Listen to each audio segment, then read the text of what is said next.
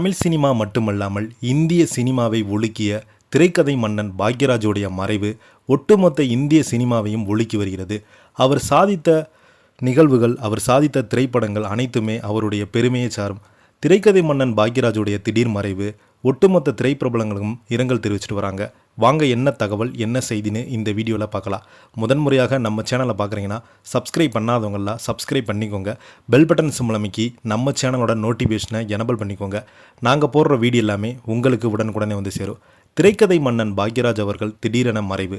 திரைப்பிரபலங்கள் நேரில் சென்று அஞ்சலி செலுத்தி வருகிறாங்க. தமிழ் சினிமாவில் திரைக்கதை மன்னன் என்று புகழப்படும் இயக்குனரும் நடிகருமான கே பாக்யராஜ் அவர்கள் சென்னையில் மாரடைப்பு காரணமாக ஜூன் 27ஆம் தேதி அதாவது அதிகாலையில் காலமாகியிருக்கிறார். வீட்டில் இருந்தபோதே திடீரென ஏற்பட்ட உடல்நலக்குறைவு ஏற்பட்டுள்ளது. அத்துடன் மாரடைப்பால் சுயநினைவை இழந்துள்ளார். உடனடியாக அவரது குடும்பத்தினர் சென்னை கிரீம் சாலையில் உள்ள அப்போலோ மருத்துவமனையில் தீவிர சிகிச்சைக்காக அனுமதிக்கிறாங்க. எனினும் அங்கு சிகிச்சை பலனின்றி அவர் உயிர் பிரிந்ததாக தகவல்கள் வெளியாகியுள்ளது.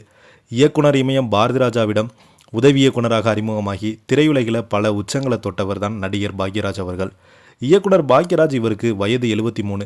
இயக்குனர் பாரதிராஜா உடல்நலக்குறைவால் கடந்த 10ஆம் தேதி அன்று காலமான நிலையில் 1 மாதம் கூட ஆகாத நிலையில் அவரது சிஷ்யனாக வலம் வந்த பாக்யராஜும் தற்போது காலமானது திரையுலகில் பெரும் அதிர்ச்சியை ஏற்படுத்தியுள்ளது. இரு பெரும் ஜாம்பவான்களும் அடுத்தடுத்து மரணமடைந்த சம்பவம் ரசிகர்களிடையே சோகத்தை ஏற்படுத்தியுள்ளது. நடிகரும் இயக்குனரும் திரைக்கதை எழுத்தாளர், தயாரிப்பாளர், இசையமைப்பாளர் என பன்முக திறமை கொண்ட வலம் வந்தவர்தான் பாக்யராஜ். திரைக்கதை மன்னன் என்று இன்றளவும் போற்றப்பட்டு வருகிறார். பாக்யராஜ் அவர்கள் 75 வயதுக்கு மேற்பட்டு படங்கள்லையும் நடிச்சிருக்கிறாரு. இவர் சாதாரண மனிதர்களுடைய வாழ்க்கை யதார்த்தமாக சுவாரஸ்யமான திருப்பங்களுடன் படமாக்குவதில் தனித்திறமை வாய்ந்தவர். குறிப்பாக பெண்களுக்கு இவருடைய திரைப்படங்கள் என்றால் அதிகமாக விரும்பி பார்ப்பாங்க.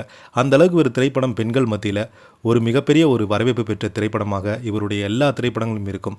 சுவரில்லா சித்திரங்கள் 1979 மூலம் இயக்குனராக அறிமுகமானார். புதிய வார்ப்புகள், முந்தானை முடிச்சு உட்பட பல வெற்றி படங்களை இயக்கியுள்ளார். இவருடைய திடீர் மறைவுக்கு சினிமா பிரபலங்கள், ரசிகர்கள், அரசியல் தலைவர்கள் என பல்வேறு அமைப்பைச் சேர்ந்தவங்க இரங்கல் தெரிவித்து வருகிறாங்க. நம்மளும் நம்ம சேனல் சார்பாக ஆழ்ந்த இரங்கலை தெரிவிச்சுக்கலாம். இதை பற்றி நீங்கள் என்ன நினைக்கிறீங்க? கீழே உள்ள கமெண்ட் பாக்ஸில் மறக்காமல் பதிவிடுங்க. இந்த வீடியோ உங்களுக்கு பிடிச்சிருந்தா லைக் பண்ணுங்கள், ஷேர் பண்ணுங்கள், கமெண்ட் பண்ணுங்கள். அப்போ தான் நாங்கள் போடுற வீடியோ எல்லாமே உங்களுக்கு உடனுக்குடனே வந்து சேரும். நன்றி.